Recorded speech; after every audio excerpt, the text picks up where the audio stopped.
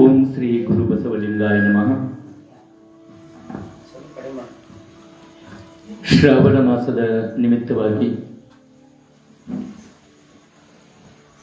ಕೆರೂರಿನ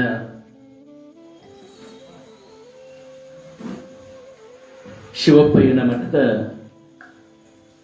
ಈ ಬಸವ ಸಂಗಮ ಮಹಾಮಂಟಪದಲ್ಲಿ ಇವತ್ತು ನಾವು ನೀವೆಲ್ಲರೂ ಕೂಡ 11ನೇ ದಿನದ ವಚನೋಪನ್ಯಾಸ ಕಾರ್ಯಕ್ರಮದಲ್ಲಿ ಭಾಗಿಯಾಗಿದ್ದೇವೆ.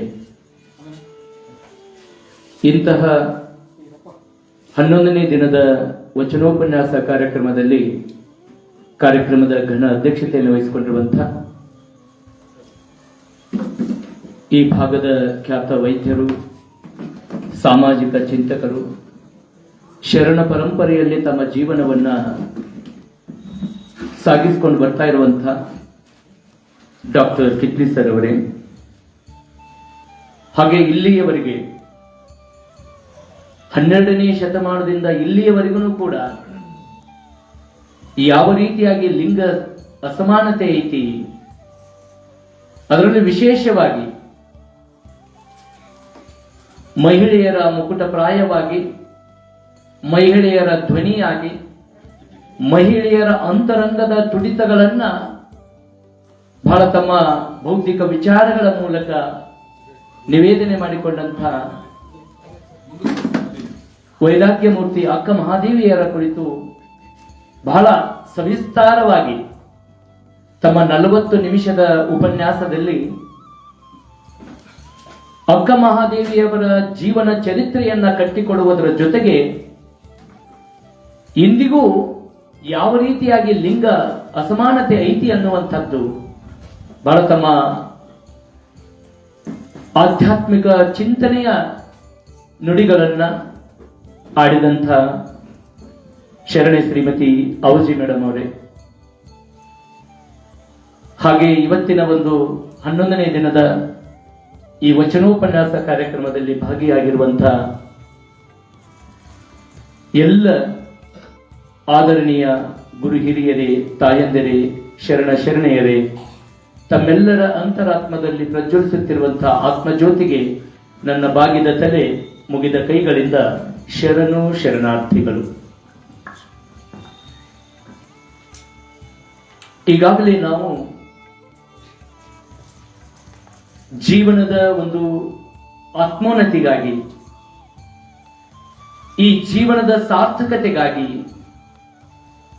ಜೀವನದಲ್ಲಿ ಬರುವಂತಹ ಎಂತಹ ಸಮಸ್ಯೆಗಳನ್ನ ಮೆಟ್ಟಿ ನಿಂತು ನಾವೆಲ್ಲರೂ ಕೂಡ ಈ ಜೀವನದಲ್ಲಿ ಒಂದಷ್ಟು ಮುಕ್ತಿಯನ್ನ, ಅಂದ್ರೆ ಸಾರ್ಥಕತೆಯನ್ನ ತಂದುಕೊಡುವಲ್ಲಿ, ನಮಗೆ ಅನೇಕ ವಿಧವಾದಂತಹ ಸಮಸ್ಯೆಗಳನ್ನ ತಂದುಕೊಡುವಲ್ಲಿ ಅರಿಷಡ್ ವರ್ಗಗಳಾದಂತಹ ಕಾಮ, ಕ್ರೋಧ, ಲೋಭ, ಮೋಹ, ಮದ, ಮತ್ಸರ ಇವು ಹೇಗೆ ಕಾರಣವಾಗ್ತವೆ ಅನ್ನುವಂಥದ್ದನ್ನ ಅನೇಕ ವಚನಗಳ ಮೂಲಕ ನಿರ್ವಚನ ಮಾಡ್ತಾ,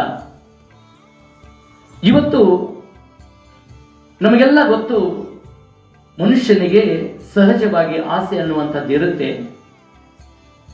ಆ ಆಸೆ ನೆರವೇರಿದಾಗ, ನಾನು ಪಟ್ಟಂತ ಆಸೆ ನೆರವೇರದೆ ಇದ್ರೆ ಕೋಪ, ಕ್ರೋಧ ಅನ್ನುವಂಥದ್ದು ಉತ್ಪತ್ತಿ ಆಗತ್ತೆ. ಒಂದು ವೇಳೆ ನಾನು ಆಸೆ ಪಟ್ಟಿದ್ದು ಸಿಕ್ತಪ್ಪ ಅಂದ್ರೆ ಇನ್ನಷ್ಟು ಸಿಗಲಿ ಅನ್ನುವಂತ ಲೋಭಕ್ಕೆ ಒಳಗಾಗ್ತೀವಿ.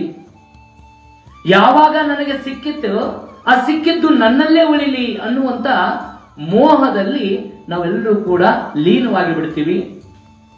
ಇದರ ಮುಂದುವರಿದ ಭಾಗವಾಗಿ ನನಗೇನೋ ಒಂದಷ್ಟು ಸಂಪತ್ತು, ಅಧಿಕಾರ, ವಿದ್ಯೆ ಇದೆಲ್ಲವೂ ಸಿಕ್ಕಿದೆ. ಸಿಕ್ಕಾಗ ಆ ಒಂದು ವಿದ್ಯೆ ಆಗಲಿ, ಧನ ಆಗಲಿ, ಅಧಿಕಾರ ಆಗಲಿ, ಒಂದಷ್ಟು ಸಂತೋಷವಾಗಲಿ, ಇದು ನನ್ನಲ್ಲಿ ಸಿಕ್ಕಾಗ ನಾನೇನ್ ಮಾಡ್ತೇನೆ ಅಂದ್ರೆ, ಇದು ಬೇರೊಬ್ಬರಲ್ಲಿ ಯಾರಲ್ಲಿ ಇಲ್ಲ ಅನ್ನುವಂಥದ್ದು ನನಗೆ ಗೊತ್ತಾಗಿ, ಇದು ನನ್ನ ಹತ್ರ ಮಾತ್ರ ಐತಿ, ಹಂಗಾರೆ ನಾನು ಶ್ರೇಷ್ಠ, ನಾನೇ ದೊಡ್ಡವ, ಏನೇ ಒಂದು ಕಾರ್ಯ ಆಗ್ಬೇಕಾದ್ರೆ ನನ್ನಿಂದಲೇ ಅನ್ನುವಂತಹ ಒಂದಷ್ಟು ಅಹಂಕಾರದ ಭಾವ ನಮ್ಮಲ್ಲಿ ಉತ್ಪತ್ತಿ ಆಗತ್ತೆ. ಇದನ್ನೇ ನಾವು ಮದ, ನಾವೇನಂತೀವಿ ಅದಕ್ಕೆ, ಅಹಂಕಾರ, ಸೊಕ್, ಆಡು ಭಾಷೆಯಲ್ಲಿ ಹೇಳೋದು ಸೊಕ್. ಹಿಂಗ ಹೋಗ್ತೀವಿ, ನಮ್ಮ ಎದುರುಗಡೆ ನಮ್ಮ ಪರಿಚಿತರು ಬರ್ತಾರೆ, ನಮಸ್ಕಾರ ಮಾಡ್ತೀವಿ, ಎರಡು ಕೈಗಳನ್ನು ಮುಗಿಸಿ ಅವರಿಗೆ ನಮಸ್ಕಾರ ಮಾಡ್ತೀವಿ. ಪ್ರತಿಯಾಗಿ ಅವ್ರಿಗೆ ಏನಾದ್ರೂ ನಮಗೆ ನಮಸ್ಕಾರ ಮಾಡಿದ್ರೆ ನಾವು ಅದನ್ನ ಬಹಳ ಸದುವಿನಯದಿಂದ ಅದನ್ನ ಒಪ್ಕೊಂಡ್ ಬಿಡ್ತೀವಿ. ಒಂದು ವೇಳೆ ನಾವು ನಮಸ್ಕಾರ ಮಾಡಿದ್ರು ಅವನು ತಿರಸ್ಕಾರ ಮಾಡಿದ್ನಂದ್ರೆ ನಾವು ಎರಡು ಕೈಗಳ ಮುಗಿದ್ರು ಇಷ್ಟೇ ಮಾಡೋದು, ಅಥವಾ ಸೊಕ್ಕಿಲೆ ಇನ್ನೊಂದು ಏನೋ. ಅಂದ್ರೆ ಮನುಷ್ಯನಲ್ಲಿ ಈ ಮದ ಅನ್ನುವಂಥದ್ದು ಹೆಂಗಾಗುತ್ತಪ್ಪ ಅಂದ್ರ ನಮ್ಮ ಬಾಹ್ಯವಾದಂತ ಒಂದಷ್ಟು ಲಕ್ಷಣಗಳ ಮೂಲಕನೇ ಗೊತ್ತಾಗ್ಬಿಡ್ತೈತಿ. ಯಾರಾದ್ರೂ ನಮ್ಗೆ ಅಗ್ದಿ ಭಕ್ತಿಯಿಂದ ಬಂದವರು ನಮ್ಮ ಜೊತೆಗೆ ಮಾತಾಡಕತ್ತಾರಂದ್ರೆ ನಾವು ಅವ್ರಿಗೆ ಮುಖ ಕೊಟ್ಟು ಮಾತಾಡೋದಿರ್ಲಿ, ಅವ್ರ ಜೊತೆ ಹೊಳ್ಳೆನೂ ನೋಡೋದಿಲ್ಲ. ಸಿಡುಕು ಮುಖದಿಂದ ನಮ್ಮ ಕೆಲಸದಾಗ ನಾವು ಲೀನವಾದಾಗ ಅವ್ರಂತಾರ, ಎಷ್ಟು ಸೊಕ್ಕು ಬಂತಪ್ಪ ಇವಂಗ, ಎಷ್ಟು ಸೊಕ್ಕು ಬಂತು ಇವಂಗ. ಅಲ್ಲೋ, ನಾನು ಮುಂದೆ ಬಂದೀನಿ, ನಮಸ್ಕಾರ ಮಾಡಕತ್ತೀನಿ, ನಾ ದೊಡ್ಡವಾಗಿ ನಾ ನಮಸ್ಕಾರ ಮಾಡಕತ್ತೀನಿ, ಸಣ್ಣವಾಗಿ ನಮಸ್ಕಾರ ಮಾಡ್ಲಿಲ್ಲ ನೋಡು, ಎಷ್ಟು ದೊಡ್ಡ ಅಹಂಕಾರ ಬಂತು ನೋಡಿ ಇವಂಗ ತಿಳ್ಕೊಂಡು ನಾವು ಸ್ವಾಭಾವಿಕವಾಗಿ ಹೇಳ್ತೀವಿ. ಅಕಸ್ಮಾತ್ ಆಗಿ ನಾವು ಈಗ ಕುಂತೀವಿ, ಒಂದ್ ಸ್ವಲ್ಪ ಕಾಲ್ ಮೇಲೆ ಕಾಲ್ ಹಾಕಿ ಕುಂತೀವಪ್ಪ ಅಂತಂದ್ರೆ ಅದನ್ನ ಯಾರು ನೋಡಿದ್ರಂದ್ರ ನೋಡು ಇವ್ಗೆ ಎಷ್ಟು ಸೊಕ್ಕ ಬಂದೈತಿ, ದೊಡ್ಡವರಿದ್ರೆ ಹೆಂಗ್ ಕುಂದಿರ್ಬೇಕು ಅನ್ನೋದು ಗೊತ್ತಿಲ್ಲ. ಹೆಂಗ್ ಕುಂದಿರ್ಬೇಕು ಯಾರಿಗ್ ಗೊತ್ತಿರ್ತಪ್ಪ ಅಂದ್ರೆ ಅದು ಯಾರು ದೊಡ್ಡವರು, ಯಾರಿಗೆ ನಾನು ಹೇಗೆ ಗೌರವ ಕೊಡ್ಬೇಕನ್ನುವಂಥದ್ದು ವಿವೇಕ ಯಾರಲ್ಲಿ ಇರ್ತದಲ್ಲ ಅವರು ಏನ್ ಮಾಡ್ತಾರಪ್ಪ ಅಂತಂದ್ರೆ ಗೌರವ ಕೊಡ್ತಾರೆ. ಬಹುಶಃ ನಾನು ಈ ವಿದ್ಯಾಮದ, ಅಧಿಕಾರ ಮದ, ಸಂಪತ್ತಿನ ಮದದಲ್ಲಿ ಇವತ್ತು ನಾವೆಲ್ಲರೂ ಕೂಡ ಮುಳುಗಿ ಹೋಗಿ ನಮಗೇನು ಮುಂದೆ ಗಂಡಾಂತರ ಕಾಲತ್ತೆ ಅನ್ನೋದು ಗೊತ್ತಿಲ್ಲ. ಯಾರು ಏನಾದ್ರೂ ನಮಗೆ ತಿಳುವಳಿಕೆ ಬುದ್ಧಿಯನ್ನ ಹೇಳಿದ್ರೆ, ಇದು ತಪ್ಪಪ್ಪ, ಹಿಂಗ್ ಮಾಡಬೇಡ ಅಂತ ಹೇಳಿದ್ರೆ ನಾವು ಅದನ್ನ ಒಪ್ಕೊಳಕ ತಯಾರಿರುವುದಿಲ್ಲ. ಬಹುಶಃ ಮೊನ್ನೆ ನಾನು ಕೂಡ ಒಂದು ನನ್ನ 8ನೇ ದಿನದ ವಚನೋಪನ್ಯಾಸದಲ್ಲಿ ನನಗರಿವಿಲ್ಲದೆ ನಾನೊಂದು ವಚನವನ್ನ ನಿರ್ವಚನ ಮಾಡುವಾಗ ತಪ್ಪು ಮಾಡಿದೆ. ತಪ್ಪು ಮಾಡಿದಂತ ಸಂದರ್ಭದಲ್ಲಿ ನನಗಿಲ್ಲಿರುವಂತಹ ಹಿರಿಯರು, ಜ್ಞಾನಿಗಳು ಅದರ ಬಗ್ಗೆ ನನಗೆ ಎಚ್ಚರಿಕೆಯನ್ನ, ಅಂದ್ರೆ ಬಹಳ ಸಾತ್ವಿಕತೆಯಿಂದ, ಸರ್ ನೀವು ಈ ಹೇಳುವಂತ ಒಂದು ಪದದ ವ್ಯತ್ಯಾಸದಿಂದ ಸ್ವಲ್ಪ ಏನೋ ಅನರ್ಥ ಆಯ್ತು ಅನ್ನುವಂಥದ್ದನ್ನು ಹೇಳಿದ್ರು. ಆಗ ನಾನು ಇಲ್ರಿ, ನಾವು ಕರೆಕ್ಟ್ ಓದಿಲ್ರಿ, ನೀವ ನೋಡ್ರಿ ಸರಿ ಓದಿರಲಿಲ್ಲ ಅಂತ ತಿಳ್ಕೊಂಡು ನಾನು ಅಂದಿಲ್ಲ. ಹೌದಲ್ಲ ಸರ್, ಏನೋ ಸ್ವಲ್ಪ ವ್ಯತ್ಯಾಸ ಆಯ್ತು ಸರ್, ದಯವಿಟ್ಟು ಕ್ಷಮ ಇರಲಿ. ನಾನು ಒಂದೇ ಹೇಳಿದೆ, ಸರ್ ನಾನು ಭಾಳ ಓದ್ಕೊಂಡವಲ್ಲ, ನಾನು ಯಾವುದೂ ಡಿಗ್ರಿ ಆಗಿಲ್ಲ, ಏನೋ ಒಂದಷ್ಟು ಏನು ಭಗವಂತ ಕೊಟ್ಟಾನಲ್ಲ ಅದನ್ನ ಹೆಂಗ ಏನೋ ಒಂದಷ್ಟು ಅವನ ಶಕ್ತಿಯಿಂದ, ನಿಮ್ಮೆಲ್ಲರ ಶಕ್ತಿಯಿಂದ ಹೇಳಾಕತ್ತೀನಿ ಸರ, ದಯವಿಟ್ಟು ಕ್ಷಮ ಇರಲಿ, ಮುಂದೆ ಆ ತಪ್ಪುಗಳು ಆಗದಂಗ ಸ್ವಲ್ಪ ನಾನು ಎಚ್ಚರಿಕೆಯನ್ನು ವಹಿಸ್ತೀನಿ ಅನ್ನುವಂತ ಮಾತನಾಡಿದೆ. ಅವತ್ತು ನಾನು ಏನ ಹೇಳಿದ್ನಂದ್ರೆ, ಹಾವು ತಿಂದವರ ನುಡಿಸಬಹುದು, ಗರ ಹೊಡೆದವರ ನುಡಿಸಬಹುದು, ಸಿರಿಗರ ಹೊಡೆದವರ ನುಡಿಸಲು ಬಾರದು ನೋಡಯ್ಯ, ಬಡತನವೆಂಬ ಮಂತ್ರವಾಗಿ ಇಲ್ಲೇ ನಾನು ತಪ್ಪಿದ್ದೆ, ಹೋಗಲೊಡನೆ ಅಂತ ಹೇಳಿದೆ, ಹೋಗಲೊಡನೆ. ಆಗ ಅವರೆಲ್ಲರೂ ಕೂಡ ತಮ್ಮ ಅನುಭವ ಅದರ ಮೂಲಕ ಹೇಳಿದ್ರು, ಸರ್ ಅದು ಹೋಗಲೊಡನೆ ಅಲ್ಲ, ಹೊಗಲೊಡನೆ ಅಂತ ಹೇಳಿದ್ರು. ಯಾಕೆ ಈ ವಿಚಾರವನ್ನ ಹೇಳಕತ್ತೀನಂದ್ರೆ, ನಾವು ಒಂದು ತಪ್ಪುಗಳನ್ನ ನಾವು ಹೇಳಿದ್ವಿ ಅಂದ್ರೆ ನಮ್ಮನ್ನ ಅದನ್ನ ಅನುಸರಿಸೋರು ಬಹಳಷ್ಟು ಜನ ಇರ್ತಾರೆ. ನಾವು ಒಂದು ಮಾತನ್ನ, ನಾನು ನಿನ್ನೆ ಹೇಳಿದೆ, ಮಕ್ಕಳಿಗೆ ಸಂಸ್ಕಾರವನ್ನ, ಈ ಜಗತ್ತಿನ ಬದಲಾವಣೆ ಆಗಬೇಕಾದ್ರೆ ಕೇವಲ 3 ಮಂದಿಯಿಂದ ಮಾತ್ರ ಸಾಧ್ಯ. 3 ಜನ, ಒಂದು ತಂದೆ, ತಾಯಿ, ಗುರು, ಶಿಕ್ಷಕ.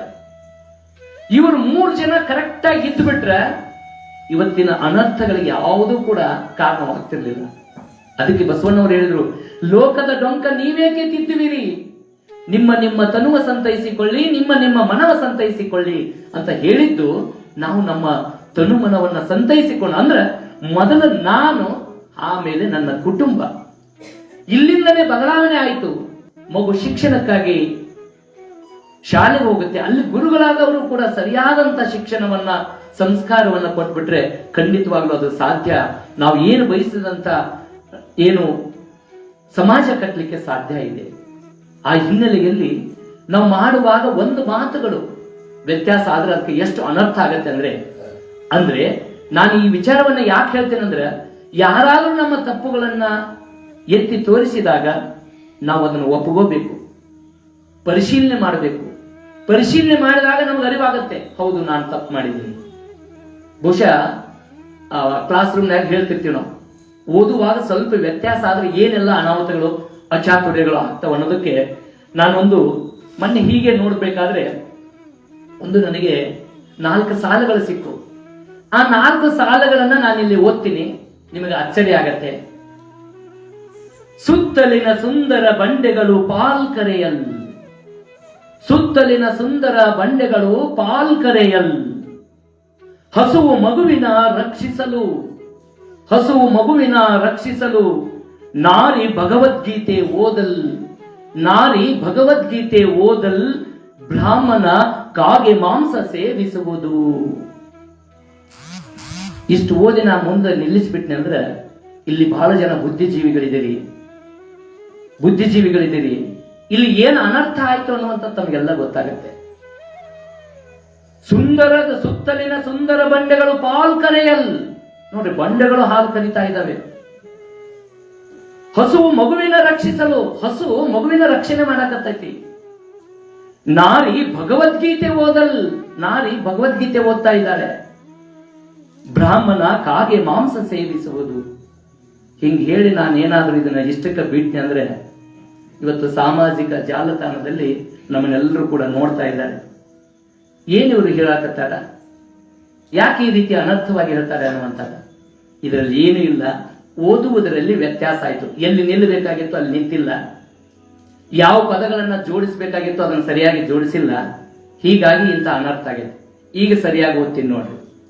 ಸುತ್ತಲಿನ ಸುಂದರ ಬಂಡೆಗಳು, ಸುತ್ತಲಿನ ಸುಂದರ ಬಂಡೆಗಳು, ಪಾಲ್ಕರೆಯಲ್ ಹಸುವು, ಪಾಲ್ಕರೆಯಲ್ ಹಸುವು, ಮಗುವಿನ ರಕ್ಷಿಸಲು ನಾರಿ, ಮಗುವಿನ ರಕ್ಷಿಸಲು ನಾರಿ, ಭಗವದ್ಗೀತೆ ಓದಲ್ ಬ್ರಾಹ್ಮಣ, ಭಗವದ್ಗೀತೆ ಓದಲ್ ಬ್ರಾಹ್ಮಣ, ಕಾಗೆ ಮಾಂಸ ಸೇವಿಸುವುದು.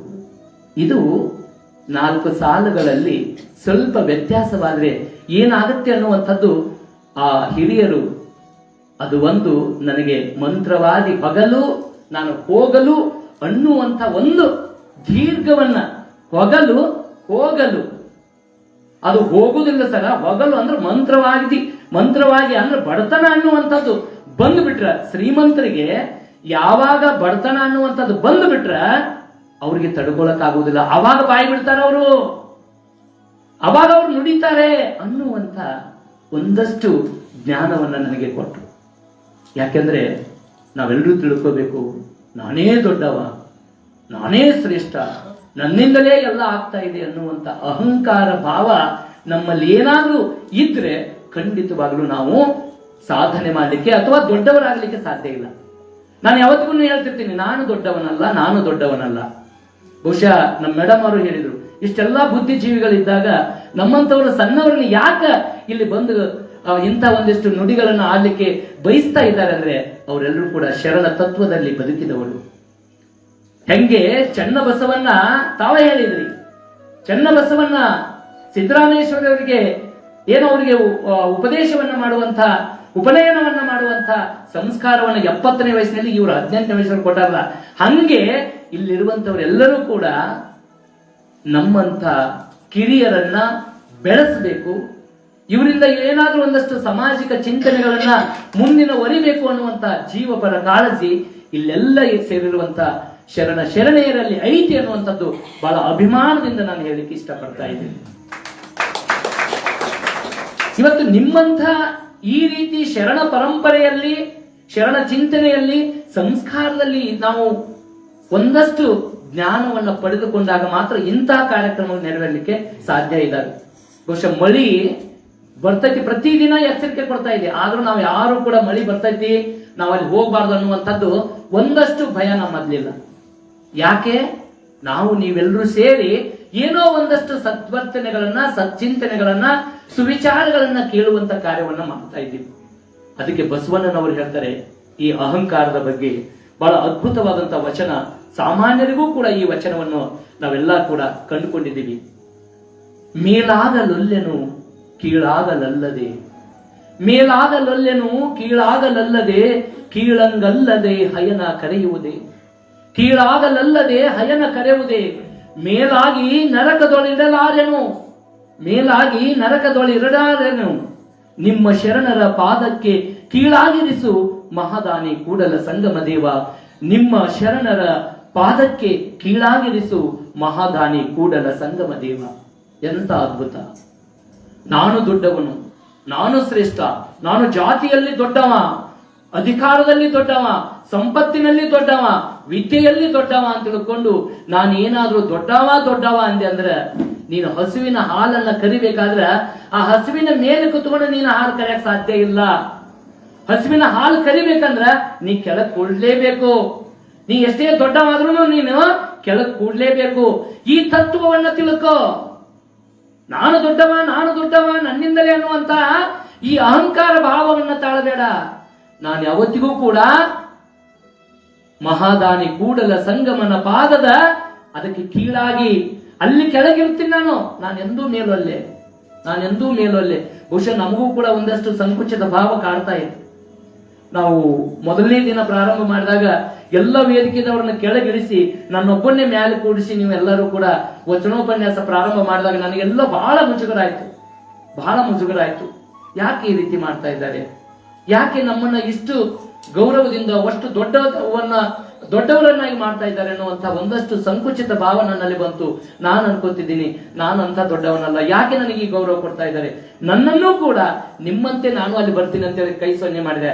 ಇಲ್ಲ ಸರ್, ನೀವು ಅಲ್ಲೇ ಕೂಡ್ರಿ ಅಂದ್ರಿ. ಇದು ದೊಡ್ಡತನ. ಇದು ಯಾರೇ ಇರ್ಲಿ, ಆಗ್ಲೇ ಮೇಡಮ್ ಅವ್ರು ಹೇಳಿದ್ರಲ್ಲ, ಜ್ಞಾನವನ್ನ ಗೌರವಿಸಬೇಕು ಅನ್ನುವಂಥದ್ದು. ಜ್ಞಾನ ಅನ್ನುವಂಥದ್ದು ಎಲ್ಲಕ್ಕಿಂತ ನಹಿ ಜ್ಞಾನೇನ ಸದೃಶಂ ಪವಿತ್ರನಿಹ ವಿದ್ಯತೆ ಅಂತ ಹೇಳ್ತಾರೆ. ಜ್ಞಾನಕ್ಕಿಂತ ಮಿಗಿಲಾದಂತ ವಸ್ತು ಈ ಜಗತ್ತಿನಲ್ಲಿ ಬೇರೆ ಯಾವುದೂ ಇಲ್ಲ. ಒಬ್ಬ ರಾಜ ಆದ್ರೆ, ಒಬ್ಬ ಮಂತ್ರಿ ಆದ್ರೆ ಆತ ಆ ಒಂದು ಭಾಗಕ್ಕೆ ಮಾತ್ರ ಆತ ರಾಜ ಮಂತ್ರಿ ಆಗಿರ್ತಾನೆ. ಆದ್ರೆ ಜ್ಞಾನಿ ಆದವ ಎಲ್ಲ ಕಡೆಗೂ ಕೂಡ ಪೂಜ್ಯನೀಯನಾಗಿರ್ತಾನೆ, ಗೌರವಕ್ಕೆ ಪಾತ್ರನಾಗಿರ್ತಾನೆ ಅನ್ನುವಂತ ವಿಚಾರಗಳನ್ನ ಮೇಡಮ್ ಅವರು ವ್ಯಕ್ತಪಡಿಸಿದ್ರು. ಯಾವಾಗ ಆಗತ್ತಪ್ಪ ಅಂದ್ರ ಈ ಜ್ಞಾನಿ ಆದಂತವನು ಕೂಡ ನಾನು ದೊಡ್ಡವ ಅಂತ ತಿಳ್ಕೊಳ್ಳಾರ್ದ ಆತ ಏನ್ ಮಾಡ್ಬೇಕು? ನಾನು ಏನೂ ಓದಿಲ್ಲ, ಏನೂ ತಿಳ್ಕೊಂಡಿಲ್ಲ, ಸುಮ್ಮನೆ ಒಂದಷ್ಟು ನುಡಿಗಳು ನನ್ನ ಬಾಯಿಂದ ಭಗವಂತ ನುಡಿಸ್ತಾ ಇದ್ದಾನೆ, ನಾನು ನುಡಿತಾ ಇದ್ದೀನಿ, ಏನೇ ತಪ್ಪುಗಳಾದ್ರೂ ನನ್ನ ತಪ್ಪಲ್ಲ, ಅವಂದ ತಪ್ಪು.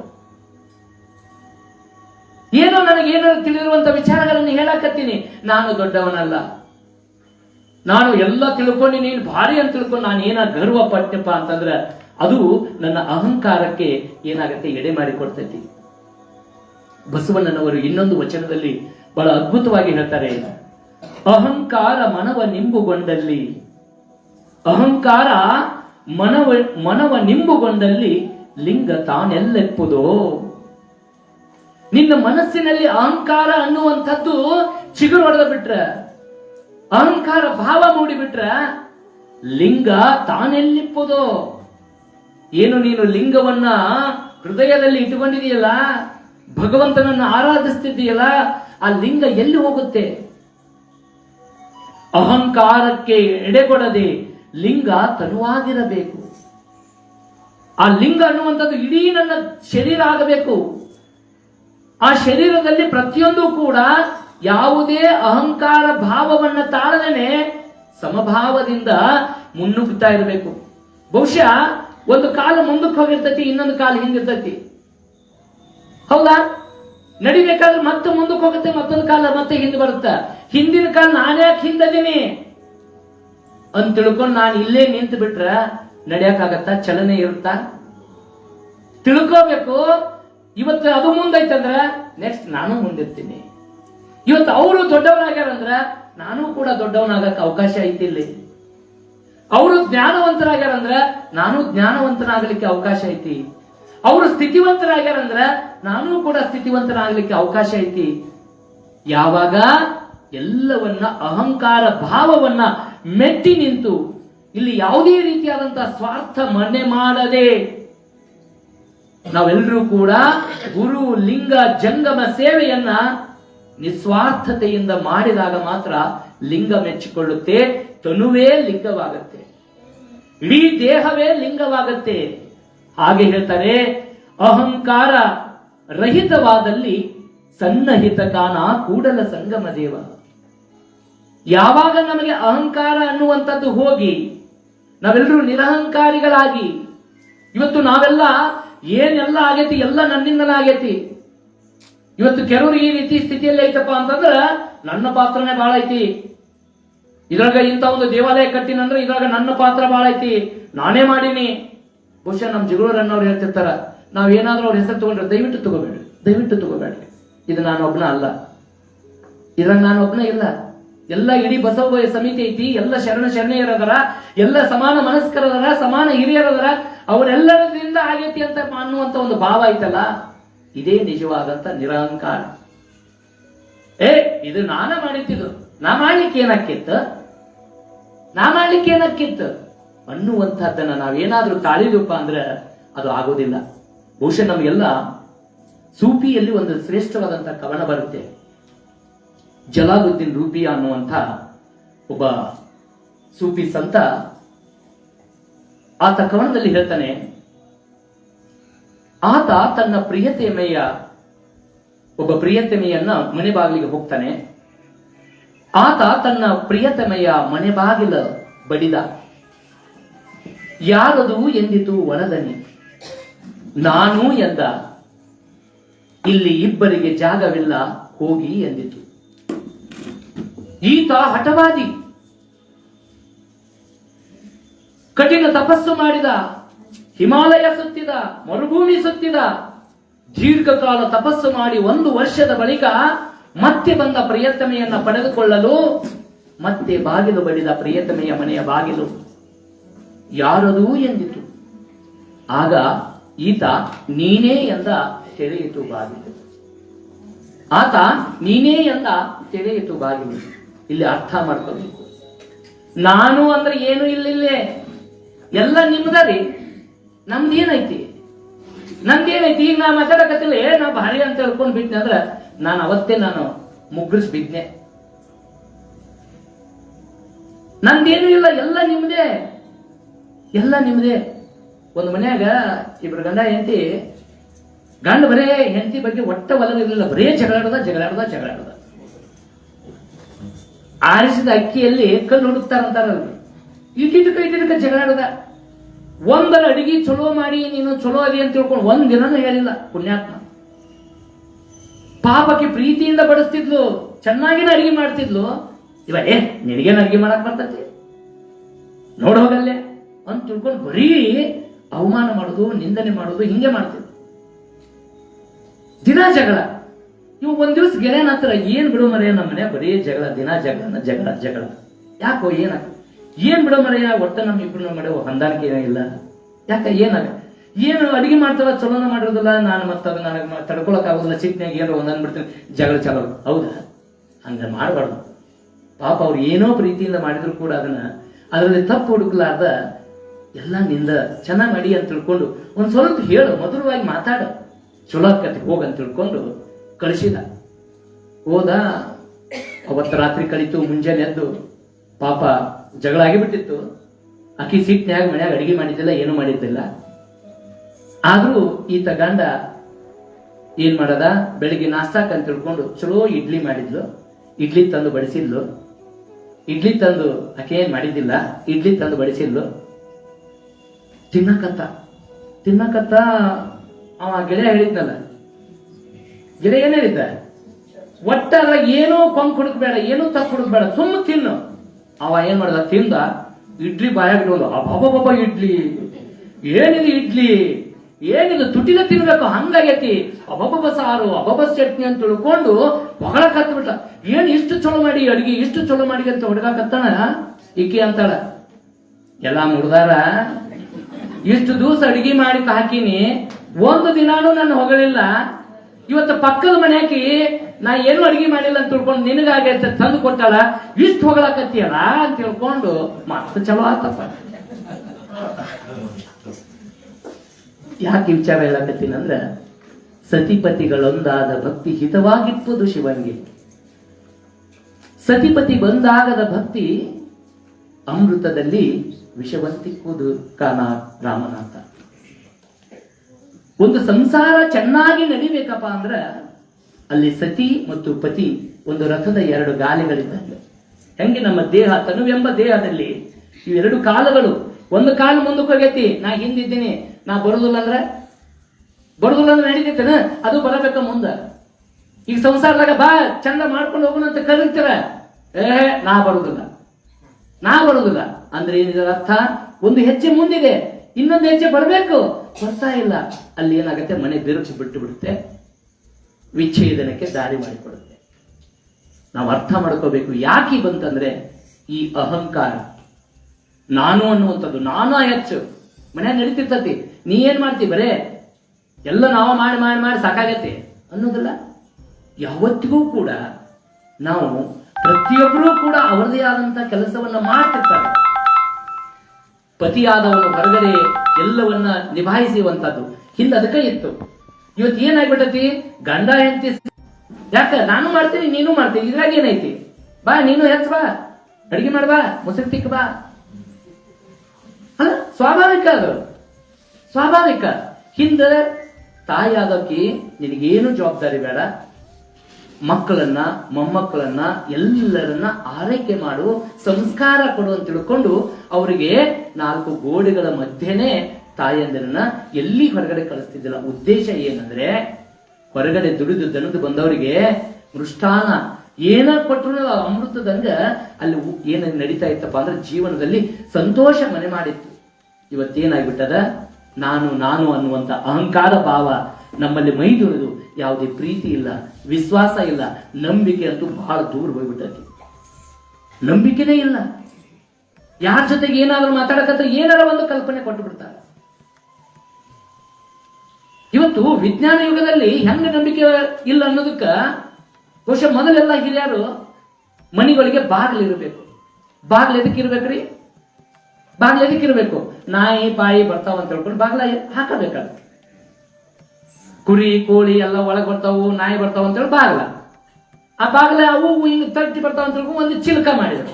ಸರಿ, ಬಾಗಿಲಿರ್ಲಿ ಚಿಲ್ಕಿರ್ಲಿ, ಯಾಕ್ರಪ್ಪ ಕೀಲಿ ಯಾಕ? ನಮ್ಮ ನಂಬಿಕೆ ಇಲ್ಲ, ಯಾವಾಗ ಕಾಲ ಬರ್ತಾರ ಅಂತ ಗೊತ್ತಿಲ್ಲ. ಹೋಗ್ಲಿ, ಮೊದಲು ಈಟೀಟ ಕೀಲಿದ್ದು. ಇವತ್ತು ಹೆಂಗದವ್ರಿ? ಇಷ್ಟಿಷ್ಟು ಗೋದ್ರೇಜ್ ಕೀಲಿ ಅದಾವ. ಅವು ಎಲ್ಲೆಲ್ಲ ಹಾಕಕ್ಕವ ಗೊತ್ತಿಲ್ಲ. ಮೊನ್ನೆ ನಮ್ಮ ವಿದ್ಯಾರ್ಥಿ ಒಬ್ಬ ಬೆಂಗಳೂರಲ್ಲಿ ಅಪಾರ್ಟ್ಮೆಂಟ್ ಅಲ್ಲಿ ಇದ್ದಾನ, ಅವ ಇಂಜಿನಿಯರ್. ಏನೋ ಭೇಟಿ ಆದ, ಸರ್ ಬರ್ರಿ ನಾನೊಂದು ಅಪಾರ್ಟ್ಮೆಂಟ್ ಅಲ್ಲಿ ಮನಿ ತಗೊಂಡಿನಿ ಅಂತ ಕರ್ಕೊಂಡು ಹೋಗಿ ಮನಿ ಬಾಗಲ ಹೆಂಗ್ ಮಾಡಿದಪ್ಪ ಅಂದ್ರ ಫೋನ್ಯಾಗ ಲಾಕ್ ತಗೊಂಡ್ಬಿಟ್ಟ. ಏನೋ ಇದು ಅಂದೆ, ಸರ್ ಇದು ನಾವ್ ಎಲ್ಲೇ ಇದ್ರು ನಮ್ಮ ಮನಿಗ್ ಬಂದ್ರ, ಯಾರಾದ್ರೂ ಬಂದ್ರ ಅಲ್ಲಿ ನಾವ್ ಏನ್ ಮಾಡ್ತೀವಿ, ನಮ್ಗೊಂದು ಮೆಸೇಜ್ ಬರ್ತೈತಿ, ಅವ ನಮ್ಮವ ಅನ್ನೋದು ಗೊತ್ತಿದ್ರ ಅಷ್ಟ ನಾವ್ ಇಲ್ಲಿ ಏನ್ ಮಾಡ್ತೀವಿ, ಲಾಕ್ ಓಪನ್ ಮಾಡಕ ಪರ್ಮಿಷನ್ ಕೊಡ್ತೀವಿ, ಸಬ್ಮಿಟ್ ಮಾಡ್ತೀವಿ. ಇಲ್ಲದೆ ಇದ್ರೆ ಆತ ಬಂದ ದಾರಿಗೆ ಸುಂಕಿಲ್ಲ ಅಂತೇಳಿ ಹೊಳ್ಳಿ ಹೋಗಬೇಕ. ನೋಡಿ ಎಂತ ಸಿಸ್ಟಮ್ ಬಂದ. ಇಷ್ಟೆಲ್ಲ ಲಾಕ್ ಹೋತು. ಈಗೆಲ್ಲ CCTV ಕ್ಯಾಮ್ರಾ ಮನಿಗೂ ಬಂದವ್ರಿ. ಆಗ ಕಚೇರಿಗಳಲ್ಲಿ ಸರಿಯಾಗಿ ಕೆಲಸ ಮಾಡೋದಿಲ್ಲ ಅಂತ ತಿಳ್ಕೊಂಡು ಕಚೇರಿಗಳು ಅಷ್ಟೇ ಇದ್ದು, ಈಗ ಮನಿಗೂ ಬಂದಾವ. ಮನ್ಯಾಗೂ ಯಾರ್ಯಾರು ಏನೇನು ಕೆಲಸ ಮಾಡ್ತಾರ ನೋಡ್ಬೇಕಂತ ತಿಳ್ಕೊಂಡು. ಹೌದಾ? ಹೇತಿ ತವ್ರ ಮನೆಗೆ ಹೋಗಿದ್ಲಂತ, ಗಂಡ ಮನ್ಯಾಗ ಇರ್ತಾನೆ ಇಲ್ಲ ಅಂತ ಹೇಳಿ ಒಟ್ಟ ಸಂಶಯ. ತವ್ರ ಮನೆಗೆ ಹೋಗಿ ಫೋನ್ ಹತ್ತಿಲ್ಲ, ಎಲ್ಲಿದ್ದೀರಿ? ಮನ್ಯಾಗದಿರಿ ನೋಡೋಣ, ಫ್ಯಾನ್ ಆನ್ ಮಾಡ್ರಿ. ಫ್ಯಾನ್ ಆನ್ ಮಾಡ್ರಿ. ಹೌದಾ? ಮಿಕ್ಸರ್ ಆನ್ ಮಾಡ್ರಿ. ಮಿಕ್ಸರ್ ಆನ್ ಮಾಡಿ. ಏನಿಕ್ಕಿಲ್ಲ, ಕಿರಿಕಿರಿ ಹೆಚ್ಚಾತು. ಒಟ್ಟ ನಂಬಿಕೆ ಇಲ್ಲ. ಮತ್ತೊಂದು ತಾಸು ಬಿಟ್ಟು ಬರೋಕೆ ಫೋನ್ ಹಚ್ಚಿ, ಎಲ್ಲಿದ್ದೀರಿ? ಮನ್ಯಾಗದಿನ, ಎಲ್ಲೇ ಮಿಕ್ಸರ್ ಆನ್ ಮಾಡ್ರಿ. ತಲೆ ಕೆಟ್ಟು ಹೋಗ್ತಿವಂಗ. ಬಡ ಮಿಕ್ಸರು ಎಲ್ಲ ತಗೊಂಡ ಬಗಲಾಗಿ ಇಟ್ಕೊಂಡು ಎಲ್ಲಾ ಕಡೆ ಹೋದ. ಎಲ್ಲಿ ಹೋಗ್ಬೇಕಾಗಿತ್ತು ಅಲ್ಲಿ ಹೋದ. ಎಲ್ಲಿದ್ರಿ? ಮನ್ಯಾಗದಿರಿ. ಎಲ್ಲಿ ಮಿಕ್ಸರ್ ಆನ್ ಮಾಡಿ. ಮಿಕ್ಸರ್. ಹಿಂಗ ನಾವು ಏನ್ ನಂಬಿಕೆ ಅನ್ನುವಂಥದ್ದು ತೋರಿಕೆ ಅಲ್ಲ, ಅದು ಅಂತರಾತ್ಮದಿಂದ ಬರಬೇಕು. ನಾನು ಎಷ್ಟು ಸರಿ ಇದ್ದೀನಿ, ಏನ್ ಮಾಡಾಕತ್ತೀನಿ ಅನ್ನುವಂಥದ್ದು. ತೋರ್ಕಿಗೆ ಇರ್ತಾರ ಬಿಡ್ರಿ, ಎಲ್ಲೇ ಕುಡ್ದಿಲ್ಲ ಆ ಮಾಡು ಹಾ ಅನ್ನು, ಅದಕ್ಕೂ ಅವರೆಲ್ಲ ವಿಶೇಷವಾಗಿ ಏನ್ ಅದಕ್ಕೆ ಹೋಗ್ಬೇಕೆಲ್ಲ ಮಾಡ್ಕೊಂಡ ಬಂದಿರ್ತಾರ, ಅವ್ರು ರೆಡಿ ಆಗೇ ಬಂದಿರ್ತಾರೆ. ಇನ್ನು ಮಷಿನ್ ಒಂದ್ ತರ್ಬೇಕು, ಇನ್ನು ಪೊಲೀಸರು ಹೆಂಗ್ ಇಟ್ಕೋತಾರಲ್ಲ, ಬಾಯಾಗಿಟ್ಟು ಚೆಕ್ ಮಾಡ್ತಾರಲ್ಲ ಎಷ್ಟು ಪ್ರಮಾಣ ಕೊಡ್ದಾರ ಏನಂತ. ಯಾಕಂದ್ರೆ ನಂಬಿಕೆ ಅನ್ನುವಂಥದ್ದು ಹೋಗ್ಬಿಟ್ಟದೆ. ಯಾಕೆ ನಂಬಿಕೆ ಹೋಗೈತೆ ಅಂದ್ರೆ ಅಹಂಕಾರ, ನಾನನ್ನುವಂತ ಅಹಂಕಾರ. ಈ ಅಹಂಕಾರ ಸೋಹಂ ಭಾವ ಹೋಗ್ಬೇಕು, ನಾನು ನಾನು ಅನ್ನುವಂಥದ್ದು. ಇಲ್ಲಿ ಮುಂದುವರೆದು ಹೇಳ್ತಾರೆ ಬಸವಣ್ಣನವರು, ಕೇವಲ ಸೋಹಂ ಶಿವೋಹಂ ಅಂತ ಹೇಳ್ತಾರ. ಸೋಹಂ ಭಾವನೂ ಹೋಗ್ಬೇಕು, ಶಿವೋಹಂ ಭಾವನೂ ಹೋಗ್ಬೇಕು, ದಾಸೋಹಂ ಭಾವ ಬರಬೇಕು ಅಂತ ಹೇಳ್ತಾರೆ ಒಂದು ವಚನದಲ್ಲಿ. ಎಷ್ಟು ಅದ್ಭುತವಾಗಿ ಕಟ್ಟಿಕೊಡ್ತಾರಂದ್ರೆ, ಸೋಹಂ ಎಂಬುದು ಅಂತರಂಗದ ಮದ ನೋಡಯ್ಯ. ಸೋಹಂ ಎಂಬುದು, ಸೋಹಂ ಅಂದ್ರೆ ನಾನೇ, ಎಲ್ಲ ನಾನೇ ಮಾಡಕತ್ತೀನಿ, ನನ್ನಿಂದಲೇ ಆಗ್ತಾ ಇದೆ, ಇದೆಲ್ಲ ಆಗ್ಬೇಕಾದ್ರೆ ನಾನೇ ಕಾರಣ, ನಾನೇ ಕಾರಣ ಅನ್ನುವಂತ ಈ ಸೋಹಂ ಭಾವ, ಈ ಸೋಹಂ ಭಾವ ಹೋಗ್ಬೇಕು. ಶಿವೋಹಂ ಎಂಬುದು ಬಹಿರಂಗದ ಮದ ನೋಡಯ್ಯ. ನಾವ್ ಅಂತಿರ್ತೀವಿ, ಏನೈತ್ರಿ ನಂದೆಲ್ಲ, ಎಲ್ಲ ದೇವ್ರು ಕೊಟ್ಟಾನ್ರಿ, ದೇವ್ರು ಕೊಟ್ಟಾನ್ರಿ, ಹಂಗ ಮೇಲ್ ಮಾತಿ ಗಟ್ಟಾದು. ದೇವ್ರು ಕೊಟ್ಟಾನ, ಎಲ್ಲ ಕೊಟ್ಟಾನ ದೇವ್ರು. ಹೌದಪ್ಪ, ದೇವ್ರು ಕೊಟ್ಟಾನ, ಮತ್ತ ಅದನ್ನ ಕೊಡ್ಬೇಕಲ್ಲ. ನಿನಗೇನೋ ಒಂದಷ್ಟು ಜ್ಞಾನ ಕೊಟ್ಟಾನ, ಆ ಜ್ಞಾನ ಭಗವಂತ ಕೊಟ್ಟಾನಂತಿ, ಮತ್ತೆ ಯಾಕೆ ಆಸೆ ಪಡ್ತೀಯಪ್ಪ, ಡಿಮಾಂಡ್ ಯಾಕೆ ಮಾಡ್ತಿ? ಅಷ್ಟು ಕೊಟ್ರು ಬರ್ತೀನಿ, 50,000 ಕೊಟ್ರು ಬರ್ತೀನಿ ಕಾರ್ಯಕ್ರಮಕ್ಕ, 40,000 ಕೊಟ್ರು ಬರ್ತೀನಿ ಅಂತ ಯಾಕಂತೀಯಪ್ಪ? ದೇವ್ರು ಕೊಟ್ಟಾನಿಲ್ಲ ಜ್ಞಾನ. ಶಿವೋಹಂ ಅನ್ಬೇಕು, ಶಿವೋಹಂ ಅನ್ಬೇಕಲ್ಲ. ಅಂದ್ರೆ ಸೋಹಂ ಅಂತೇಳಿ ನಾನು ಜ್ಞಾನ ಎನ್ನುವಂತ ಒಂದು ಅಹಂಕಾರ ಒಂದ್ ಕಡೆ ಆದ್ರೆ, ಮತ್ತೆ ನಾನು ಇದೆಲ್ಲ ಭಗವಂತನ ಕೃಪೆ ಅಂತ ತಿಳ್ಕೊಂಡು ಅಂತೀನಿ, ಅಂದು ಶಿವೋಹಂ ಅಂತೀನಿ. ಅಥವಾ ಏನೋ ನಿರೀಕ್ಷೆ ಮಾಡಕತ್ತಿಯಲ್ಲ, ಇದು ಬೇಡ, ದಾಸೋಹಂ ಆಗ್ಬೇಕು. ಭಗವಂತ ಏನು ನಮಗೆ ಜ್ಞಾನ ಕೊಟ್ಟಾನ, ಏನು ಸಂಪತ್ತು ಕೊಟ್ಟಾನ, ಏನು ಆಚಾರ ವಿಚಾರ ಕೊಟ್ಟಾನ, ಅವನ ನಿನ್ನ ಹತ್ರ ಇಟ್ಕೊಂಡು ಕುಂದ್ರ ಬೇಡ, ಹಂಚ್. ಎಲ್ಲೆಲ್ಲಿ ವೇದಿಕೆ ಸಿಗುತ್ತಲ್ಲ ಹಂಚ್. ನಿನ್ನ ಸಂಪತ್ತು ಐತ್ಯಾ, ಯಾರ್ಯಾರು ಇಲ್ಲ ಅಂತ ಬರ್ತಾರಲ್ಲ ಅವ್ರಿಗೆ ಕೊಡು, ನಿನ್ನ ಶಕ್ತಿ ಎಷ್ಟೈತೆ ಅಷ್ಟ ಕೊಡು. ಈಟ ಅನ್ಬೇಡ, ಹೋಗ್ಲಿ ಇವೆಲ್ಲ ಬೇಡ. ನೀನು ಮಾತನಾಡುವ ಮಾತಿನಲ್ಲಿ ಆದ್ರೂ ನೀನ್ ಏನ್ ಮಾಡು, ಯಾರಿಗೂ ಮನಸ್ಸಿಗೆ ನೋವಾಗದಂಗ ಮಾತಾಡಿದ್ರೆ ಅದು ಕೂಡ ದಾಸೋಹನ, ಅದನ್ನು ದಾಸೋಹನ, ಒಳ್ಳೆತನ. ಇವತ್ತು ಎಲ್ಲಾ ಕ್ಷೇತ್ರಗಳಲ್ಲಿಯೂ ಕೂಡ ಯಾವುದೇ ಕೊರತೆ ಇಲ್ಲ, ಎಲ್ಲವೂ ಅಭಿವೃದ್ಧಿ ಆಗ್ಯಾವ. ಆದ್ರೆ ಇವತ್ತು ಏನು ಕೊರತೆ ಐತಪ್ಪ ಅಂದ್ರೆ ಒಳ್ಳೆತನದಕ್ಕೆ ಕೊರತೆ ಐತಿ. ಒಳ್ಳೆತನ ಅನ್ನುವಂಥದ್ದಕ್ಕ ಬೆಲೆ ಇಲ್ದಂಗ ಆಗೈತಿ. ಯಾರು ಒಳ್ಳೆಯವರದಾರ ಅವ್ರಿಗೆ ಒಂದಷ್ಟು ರಕ್ಷಣೆ, ಅವ್ರಿಗೊಂದಷ್ಟು ಗೌರವ, ಅವ್ರಿಗೊಂದಿಷ್ಟು ಏನಾದ್ರೂ ಬೆಂಬಲ ಪ್ರೋತ್ಸಾಹ ನೀಡಿದ್ದೆ ಆದ್ರೆ ಇವತ್ತು ಈ ಜಗತ್ತು ಸುಂದರವಾಗಲಿಕ್ಕೆ ಸಾಧ್ಯ ಇಲ್ಲ. ಒಳ್ಳೆಯದನ್ನ ನೋಡೋದೇ ಇಲ್ಲ, ಬರೀ ಅನಾಚಾರ ಕೆಲಸಗಳೇ, ಬರೀ ಅನಾಚಾರ ಕೆಲಸಗಳೇ. ಕಣ್ಣು ಭಗವಂತ ಸೃಷ್ಟಿ ಸೌಂದರ್ಯವನ್ನ ಸವಿಲಿಕ್ಕೆ ಕಣ್ಣು ಕೊಟ್ಟಾನ. ದೃಷ್ಟಿ ಸೌಂದರ್ಯವನ್ನ ತಗೊಂಡು ಆಸ್ವಾದನೆ ಮಾಡಿ ಖುಷಿ ಪಡ್ಲಿಕ್ಕೆ ಕೊಟ್ಟಾನ ಕಣ್ಣುಗಳನ್ನ. ಇದು ಸೃಷ್ಟಿ ಸೌಂದರ್ಯವನ್ನ ಸವಿದು ಆಚಾರ ಆದ್ರೆ, ಅದೇ ಕಣ್ಣಿಂದ ಅನರ್ಥವಾದದ್ದನ್ನ ನೋಡೋದು, ಕಣ್ಣು ಹೊಡೆಯೋದು, ಮತ್ತೇನೋ ಮಾಡೋದು, ಇದು ಅನಾಚಾರ ಆಗುತ್ತೆ. ಒಳ್ಳೆಯದನ್ನ ಕೇಳಿ ಅಂತ ತಿಳ್ಕೊಂಡು ಕಿವಿ ಕೊಟ್ಟನ ಭಗವಂತ. ಒಳ್ಳೆಯದನ್ನ ಕೇಳೋದು ಎಲ್ಲವೂ ಕೂಡ ಆಚಾರನೇ. ಆದ್ರೆ ನಾನು ಕೇಳಿರುವಂತ ವಿಚಾರಗಳು ಅವು ಸತ್ಯ ಅದಾವು ಸುಳ್ಳದಾವ ಅಂತ ತಿಳ್ಕೊಂಡು ಏನೂ ಹಿಂದೆ ಮುಂದೆ ನೋಡದೆ ಇನ್ನೊಬ್ಬರ ಕಿವಿಯಲ್ಲಿ ಹೋಗಿ ಊದಿ ಅವ್ರಿಗೆ ಕೇಳಿಸ್ತೀವಲ್ಲ, ಅದು ಅನಾಚಾರ. ಅದು ಅನಾಚಾರ. ಅಂದ್ರೆ ಆಚಾರವಂತನಾಗಬೇಕು, ಆಚಾರಕ್ಕೆ ಅರಸನಾಗುವಂತ ಹೇಳಿದ್ರು. ಇಲ್ಲಿ ಸ್ವರ್ಗ ನರಕ ಎಲ್ಲೂ ಬೇರೆ ಏನೂ ಇಲ್ಲ, ಆಚಾರವೇ ಸ್ವರ್ಗ, ಅನಾಚಾರವೇ ನರಕ ಅಂತ ಹೇಳಿದ್ರು. ಹಾಗಾಗಿ ಇವತ್ತು ನಾವು ಈ ಸೋಹಂ ಭಾವ ಅಳೆದು ಶಿವೋಂ ಭಾವ ಅನ್ನುವಂತ ಮದ ಅಳೆದು ದಾಸೋಹಂ ಭಾವ ಬರಬೇಕು. ನಿನಗೇನು ಕೊಡ್ಬೇಕನ್ನಿಸ್ತತಿ, ಅಥವಾ ನಿನಗೆ ಭಗವಂತ ಏನು ಶಕ್ತಿ ಕೊಟ್ಟಾನಲ್ಲ ಅದನ್ನ ನೀನೇನ್ ಮಾಡು, ಸಮರ್ಪಣಾ ಭಾವದಿಂದ, ಯಾವುದೇ ಸ್ವಾರ್ಥ ಮನೋಭಾವನೆಯನ್ನ ಇಟ್ಟುಕೊಳ್ಳದೇನೆ ನಿಸ್ವಾರ್ಥವಾಗಿ ಮಾಡ. ಏನು ಸಿಗುತ್ತಾ ಏನ್ ಬಿಡುತ್ತಾ ಅದೇನು ಯೋಚನೆ ಮಾಡಬೇಡ, ಸುಮ್ಮನೆ ನಿನ್ನಷ್ಟಕ್ಕೆ ನೀನು ಮಾಡು, ಯಾವುದೇ ಅಹಂಕಾರವನ್ನ ತಾಳದೆ. ಮತ್ತದನ್ನ ಹೇಳ್ಕೊಳಕ್ ಹೋಗಬೇಡ. ನಾನು ಅಲ್ಲಿ ಹೋಗಿ ಹಿಂಗ್ ಮಾಡಕತ್ತೀನಿ ಏನು ಹೇಳೋದು ಬೇಡ. ಅದಕ್ಕೆ ಹೇಳ್ತಾರೆ, ಮಾಡಿದೆನೆಂಬುದು ಮನದಲ್ಲಿ ಹೊಳೆದರೆ ಏಡಿಸಿ ಕಾಡಿತ್ತು ಶಿವನ ಡಂಗುರ.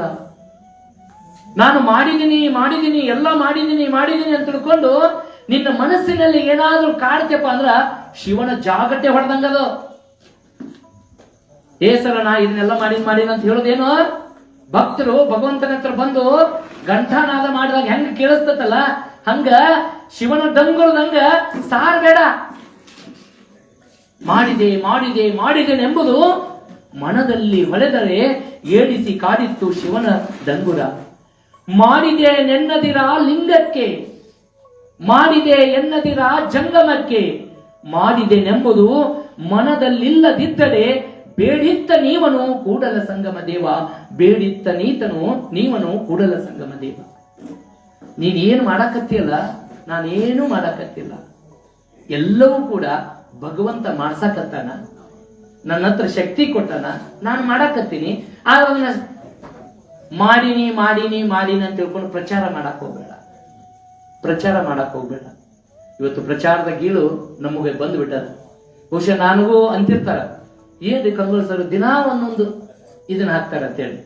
ನಾನು ಅನ್ಕೋತೀನಿ, ನಾನು ಯಾವುದೇ ಪ್ರಚಾರಕ್ಕಲ್ಲ, ಏನೋ ನನಗದು ಒಂದು ಮಾಡುವಂತ ಶಕ್ತಿ ಕಡಿಮೆ ಸಮಯದಲ್ಲಿ ಅಂತ ಒಂದಷ್ಟು ವಿಡಿಯೋಗಳನ್ನ ಅಥವಾ ಧ್ವನಿ ಮುದ್ರಣಗಳನ್ನ ಬರವಣಿಗೆಯನ್ನ ಮಾಡುವಂತ ಏನೋ ಭಗವಂತ ಶಕ್ತಿ ಕೊಟ್ಟಾನ, ಅದನ್ನ ನಾನು ಮಾಡ್ತೀನಿ.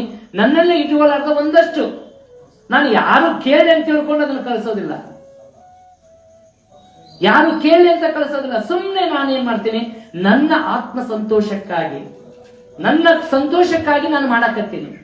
ಆ ಸಂತೋಷ ಏನ್ ಮಾಡ್ಬೇಕಂದ್ರೆ ನಾನು ಮಾಡುವಂತ ಕೆಲಸ ಇನ್ನೊಬ್ಬರಿಗೆ ಏನಾಗಿರ್ಬೇಕಪ್ಪ ಅಂತಂದ್ರ ಅದು ಹಿತವಾಗಿರ್ಬೇಕು, ಅದನ್ನು ಒಪ್ಕೊಳ್ಬೇಕು. ಒಬ್ಬೊಬ್ರು ಹಾಕ್ತಿರ್ತಾರ, ದಿನ ಒಂದು ಯಾವ್ದಾರ ತಗೊಂಡು ಒಂದು ಸ್ಟೇಟಸ್ ಹಾಕಿ ತಮ್ಮದೊಂದು ಫೋಟೋ ಹಾಕಿ ಶುಭೋದಯ ಗುಡ್ ಮಾರ್ನಿಂಗ್ ಕಿರಿಕಿರಿ ಆಗ್ಬಿಟ್ಟಿರ್ತೈತೆ. ಅವ್ರು ಕಿರಿಕಿರಿ ಆಗ್ಬಿಟ್ಟಿರ್ತೈತಿ. ಬಹುಶಃ ನನಗೆ ಅನಿಸ್ತೈತಿ, ಒಂದ್ ವೇಳೆ ನಂದು ಹಾಕೋದು ಸ್ವಲ್ಪ ಸಮಯ ತರ ಆದ್ರ, ಯಾಕ ಸರ್ ಇವತ್ತು ಲೇಟ್ ಆಗಿ ಬಂತಲ್ಲ ಅಂತ ತಿಳ್ಕೊಂಡು ಫೋನ್ ಮಾಡಿ ಹೇಳ್ತಾರ, ನನಗೆ ಮೆಸೇಜ್ ಹಾಕಿರ್ತಾರ. ಅಂದ್ರೆ ನಾನು ಮಾಡುವಂಥದ್ದು ಏನೋ ನನಗೆ ಯಾವುದೇ ಹೆಸರು ಬೇಕು, ಕೀರ್ತಿ ಬೇಕು ಅಂತ ಮಾಡ್ತಾ ಇಲ್ಲ, ನನ್ನ ಆತ್ಮ ಸಂತೋಷಕ್ಕಾಗಿ. ಅಂದ್ರೆ ನಾವು ಯಾವುದೇ ಕೆಲಸ ಮಾಡಲಿ ನಮ್ಮ ಆತ್ಮ ಸಂತೋಷಕ್ಕಾಗಿ ಮಾಡಬೇಕು. ಯಾವುದೇ ಮದ ಅದರಲ್ಲಿ ಇರಬಾರ್ದು, ಅಹಂಕಾರ ಇರಬಾರ್ದು. ಅದಕ್ಕೆ ಹೇಳ್ತಾರೆ, ಮಾಡಿದೆನೆಂಬುದು ಮನದಲ್ಲಿ ಹೊಡೆದರೆ ಏಡಿಸಿ ಕಾಡಿತ್ತು ಶಿವನ ಡಂಗುರ. ಮಾಡಿದೆ ಎನ್ನದಿರ ಲಿಂಗಕ್ಕೆ, ಮಾಡಿದೆ ಎನ್ನದಿರ ಜಂಗಮಕ್ಕೆ, ಮಾಡಿದೆನೆಂಬುದು ಮನದಲ್ಲಿ ಇಲ್ಲದಿದ್ದರೆ ಬೇಡಿತ್ತ ನೀವನು ಕೂಡಲ ಸಂಗಮ ದೇವ ಅನ್ನುವಂಗ ಭಗವಂತ ನಮಗೆ ಕೊಟ್ಟೇ ಕೊಡ್ತಾನ. ಆ ರೀತಿಯಾಗಿ ನಮ್ಮ ಜೀವನದಲ್ಲಿ ಈ ನಾನು ಅನ್ನುವಂತ ಅಹಂಕಾರವನ್ನ ನಾವು ಬದಿಗೊತ್ತಬೇಕು. ಅಂದಾಗ ಮಾತ್ರ ನಾವು ಈ ಜೀವನದಲ್ಲಿ ಸಾರ್ಥಕತೆಯನ್ನು ಕಾಣಲಿಕ್ಕೆ ಸಾಧ್ಯ ಅಲ್ಲ. ಇಷ್ಟು ವಿಚಾರಗಳನ್ನ ಇವತ್ತು ಇಲ್ಲಿಗೆ ಮುಕ್ತಾಯ ಮಾಡಿ, ನಾಳೆಗೆ ಇದೇ ಅಹಂಕಾರದ ಕುರಿತಾಗಿ ಇನ್ನಷ್ಟು ವಚನಗಳೊಂದಿಗೆ ಮತ್ತಷ್ಟು ನಮ್ಮ ಬದುಕಿನಲ್ಲಿ ಆಗ್ತಾ ಇರುವಂತ ಅಹಂಕಾರದ ಕ್ಷಣಗಳನ್ನ ನಾವೆಲ್ಲರೂ ಕೂಡ ತಿಳಿಯುವಂತ ಪ್ರಯತ್ನ ಮಾಡೋಣ.